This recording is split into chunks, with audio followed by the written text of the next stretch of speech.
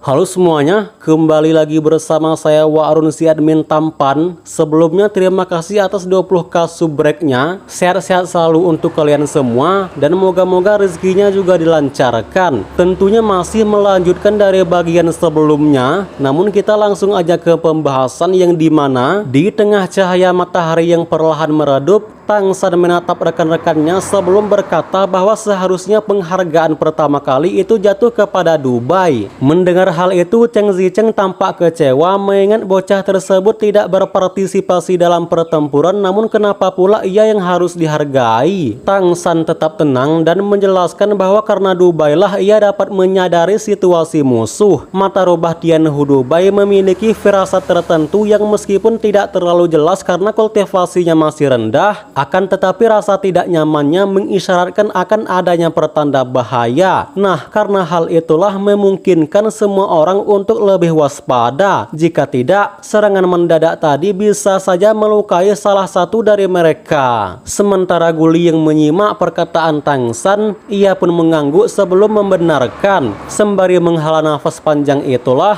ia mengungkapkan bahwa saat itu sebenarnya ia tak sempat menggunakan teknik menghentikan waktu. Jika saja ia terkena serangan tiba-tiba, maka berdasarkan dirinya yang hanya manusia biasa, sudah tentu ia akan terluka parah jika tak ada peringatan dari Tang San. Sementara itu, Dubai hanya berkedip bingung dan berpikir apakah ia benar-benar sepenting itu. Kemudian Tang San menoleh ke Wu Bingji dan mengatakan bahwa tim kita adalah satu kesatuan. Jadi, semua hasil buruan kali ini akan dibagi rata setelah kita kembali. Sembari mengangguk itulah, Wu Bingji menjawab bahwa perkataan Tang San benar banget. Terlebih jika tidak salah ingat, seekor kadal pemecah bumi bernilai 1 koin elemen. Tak berselang lama, ekspresi pemuda tersebut kembali serius sebelum memandang Cheng Zicheng. Ia pun menyuruh perempuan tersebut agar tetap waspada dan awasi area sekitar. Sementara ia akan mengurus tubuh kadal ini. Sembari berkata demikian, Wu Bingji mengangkat tangan kirinya yang membuat Tang San menyadari sesuatu. Sebuah gelang selebar 2 jari melingkar di pergelangan tangan Wu Bingji dan garis-garis halus terukir di permukaannya, memancarkan fluktuasi energi yang samar namun terasa dalam. Tang San menyepitkan mata setelah menyadari bahwa gelang itu bukanlah aksesoris biasa. Ya, Tang San merasakan fluktuasi elemen spesial saat Wu Bingji mengaktifkan gelang penyimpanannya. Ia awalnya berpikir untuk menyerahkan tubuh monster itu kepada gurunya, namun siapa sangka Wu Bingji sudah menyiapkan solusi. Dari gelang itu, Wu Bingji mengeluarkan beberapa botol besar dan mulai mengumpulkan darah monster. Dijelaskan bahwa darah monster sangatlah berharga, terutama bagi mereka yang berkultivasi dengan atribut serupa. Karena selain bisa digunakan untuk meningkatkan kekuatan, darah ini juga dapat dijual dengan harga tinggi. Setelah menyelesaikan proses ekstraksi, Wu Bingji memasukkan tubuh monster ke dalam gelang penyimpanan dan meminta tim untuk membantu membersihkan jejak pemburuan. Dan dalam waktu setengah jam, semua pekerjaan selesai. Kemudian, Wu Bingji memberi perintah untuk beristirahat sejenak sebelum melanjutkan perjalanan. Sementara rekan lainnya sedang beristirahat, Wu Bingji yang merupakan ketua tim, ia merenungkan cara untuk memainkan peran yang lebih besar dalam pertempuran berikutnya, memastikan bahwa taktik mereka semakin efektif dalam menghadapi bahaya yang akan datang. Di sisi lain, Tang San memutuskan berkultivasi tanpa mencoba menyerap Blood and Monster yang baru saja mereka kalahkan. Alasannya selain tidak berguna, dia juga tidak ingin menimbulkan kecurigaan di antara rekan-rekannya. Sembari berkultivasi itulah, Tang San memikirkan bahwa dalam pertempuran sebelumnya, ia menyadari kalau Wu Bingji dan Guli masih kurang pengalaman. Meskipun Wu Bingji sedikit lebih baik, Guli terlihat kaku dalam bertarung. Seandainya mereka memiliki koordinasi yang lebih baik, maka hanya dengan satu teknik menghentikan waktu dari Guli, mereka seharusnya bisa mengeksekusi serangan akhir dengan sempurna. Tetapi meskipun demikian, ini tetap merupakan awal yang baik dan kerjasama mereka masih bisa berkembang seiring bertambahnya waktu. Setelah beristirahat, sore hari pun tiba. Kelima anggota tim melanjutkan perjalanan mereka yang semakin jauh masuk ke pegunungan Kerry. Tak lama setelah mereka pergi, sebuah sosok muncul di lereng bukit yang merupakan tempat pertempuran sebelumnya berlangsung. Ya, itu adalah Zhang Haosuan yang mengamati kepergian mereka dari kejauhan dengan senyum tipis di wajahnya. Dia merasa puas karena Tang San membuktikan bahwa kemampuan tempurnya benar-benar luar biasa. Jika peran Tang San digantikan oleh murid tingkat 5 lainnya, takutnya pertempuran tadi tak akan berlangsung dengan baik. Mungkin mereka masih bisa menang mengingat Wu Bingji sudah mencapai tingkat 6, tetapi kemungkinan besar pertarungan akan berlangsung lebih lama dan bahkan beresiko tinggi. Melihat situasi ini, Zhang Haosuan merasa bahwa keputusannya untuk mengirim mereka dalam misi ini adalah pilihan yang tepat, yang dimana Tang San bukan hanya pejuang yang kuat namun juga merupakan pemersatu dalam tim. Dengan keberadaannya, kekuatan keseluruhan kelompok meningkat ke level yang lebih tinggi. Namun satu pertanyaan tetap mengganjal dari benaknya, yaitu dari mana bocah tersebut mendapatkan pengalaman tempur seluar biasa itu. Ya, Zhang Haosuan tentu terheran mengingat ia tak mengetahui bahwa Tang San adalah reinkarnasi Raja Dewa. Dijelaskan bahwa pegunungan Kerry bukanlah tempat yang kekurangan sumber daya. Di bawah kepemimpinan Wu Bingji, kelompok mereka dengan mudah bertahan hidup, memetik buah liar, serta mengambil air dari pegunungan demi mengisi kembali tenaga. Namun semakin jauh mereka masuk ke dalam hutan, maka semakin banyak pula lah monster yang muncul. Dan karena hal itulah, peran Chen Zicheng sebagai pengintai udara menjadi semakin penting. Dengan terbang rendah, ia dapat mengawasi pergerakan monster di area sekitar mereka. Jika ia menemukan sekelompok monster, kelompok itu akan segera mengambil rute lain untuk menghindari pertempuran yang tidak perlu. Dalam perjalanan, kelompok mereka sekali-kali bertindak melawan monster lemah, memastikan membunuh dengan bersih agar tidak menarik perhatian predator lain. Saat malam tiba, mereka menemukan tempat yang lebih tinggi dan memilih sebuah pohon besar sebagai tempat peristirahatan. Tidur di atas pohon jauh lebih aman dibandingkan dengan tidur di tanah.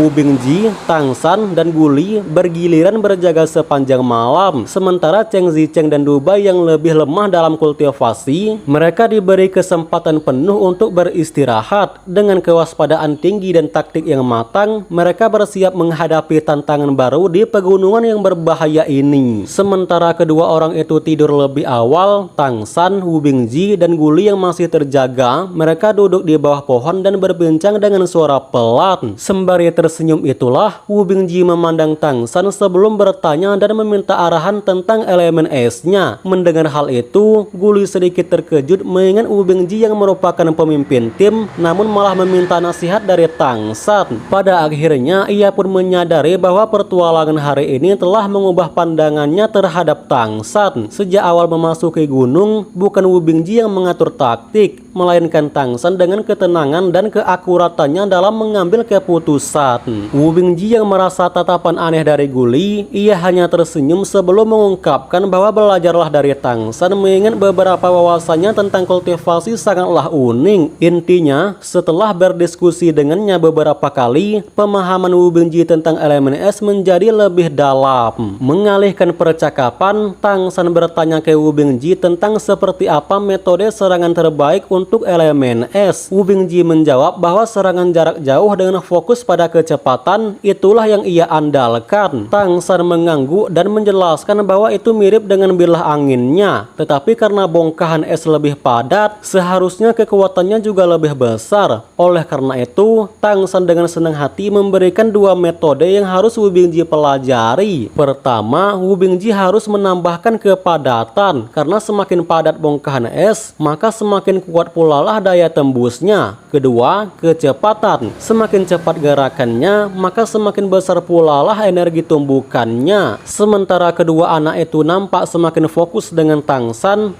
melanjutkan bahwa ia bukan sekedar ingin memberi nasihat, namun ia juga akan mengajarkannya teknik untuk menyatukan kekuatan fisik dan bahkan kekuatan mentalnya ke dalam serangan. Dengan cara ini, bongkahan es Wu Bingji tidak hanya memiliki daya hancur yang lebih besar, tetapi juga menjadi sulit untuk dihindari lawan. Wu Bingji tersenyum sebelum meminta Tang San untuk mengajarkannya. Sembari berkata demikian, dia memadatkan es di telapak tangannya, membentuk sebuah bongkahan es lalu diserahkan kepada Tang San. Tang San yang menerima bongkahan es itu, matanya berbinar seakan-akan penuh minat. Bersamaan dengan hal itu, Xuan Tiangong mulai bereaksi dan seketika itu aura di tubuhnya juga ikut berubah, membuat mereka yang menonton bisa merasakan akan adanya energi yang luar biasa dalam diri Tang San. Pada momen ini, Tang San menjadi sangat fokus sebelum bergerak dengan tiba-tiba, memanfaatkan kekuatan pinggang, bahu, dan lengannya secara bersamaan. Dalam sekejap, bongkahan es tersebut langsung melesat dari tangannya dengan kecepatan kilat. Namun karena kecepatan lemparan Tang San terlalu tinggi, membuat Wu Bingji gagal fokus sehingga ia hanya terkesima meskipun belum paham. Begitupun dengan Guli yang memang tak tahu menahu tentang elemen es. Tak berselang lama, sekitar 30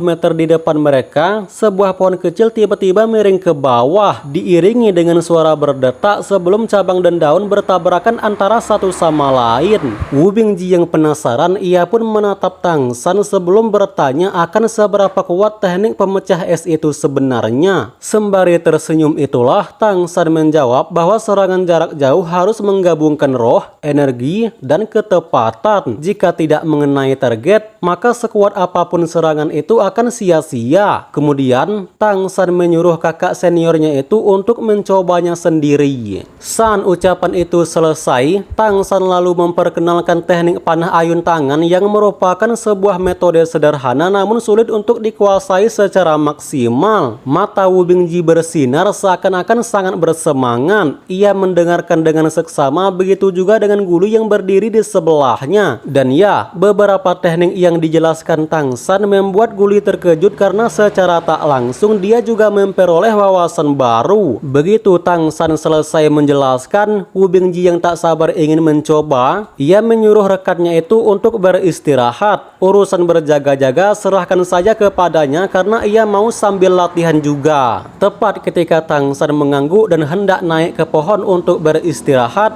lantas Guli menahannya dan berkata bahwa pemuda tersebut pernah berjanji akan mengajarinya cara mengalahkan Zhang Zebin. Jadi, kapan Tang San akan menepatinya? Sebagai orang yang berpengalaman, Tang San mengatakan bahwa besok malam ia akan mengajarinya. Sekarang waktunya beristirahat demi mengumpulkan tenaga. Bagaimanapun juga latihan harus dengan kondisi fisik yang terbaik.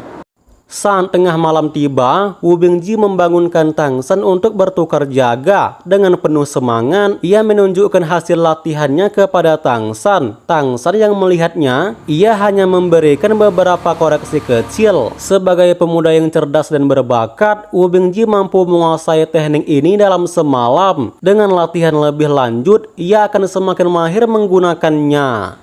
Singkat cerita, pagi pun tiba. Mereka pun bangun dari tidur sebelum melanjutkan perjalanan. Diketahui bahwa posisi mereka sekarang masih membutuhkan 2 hari untuk mencapai wilayah utama harimau bersayap. Semakin jauh mereka berpetualang, maka semakin besar perkembangan mereka. Hal itu dibuktikan dengan Wu Bingji yang awalnya sangat berhati-hati, kini lebih percaya diri. Ketika mereka bertemu dengan beberapa monster, mereka tidak lagi menghindar, melainkan memilih bertarung demi mengasah keterampilan. Di bawah arahan Tang San, mereka belajar bekerja sama dalam pertempuran, memastikan taktik yang efektif tanpa membahayakan diri sendiri. Saat malam tiba kembali, kelima anggota tim mencari tempat tinggi untuk beristirahat. Setelah mereka selesai makan, Guli muncul dengan ekspresi ceria di wajahnya. Tang San yang sudah mengenalnya selama 2 hari ini, ia mulai memahami sifat asli Guli. Meski biasanya ia terlihat tenang dan elegan, ternyata dia memiliki sisi ceria dan bahkan lebih ke pelawak. Yang hal itu dibuktikan saat ketika ia jauh dari pengawasan para guru, sifat aslinya mulai muncul. Tang San yang tentu tahu maksud dari perkataan Guli, ia mencoba memberi kata-kata sebelum praktek dimulai. Tak lama kemudian, Wu Bingji pun datang untuk menambah ilmu. Meskipun ia tahu Tang San hanya ingin memberikan ajaran kepada Guli, namun apa salahnya menambah wawasan. Tepat ketika Tang San hampir memberikan praktek,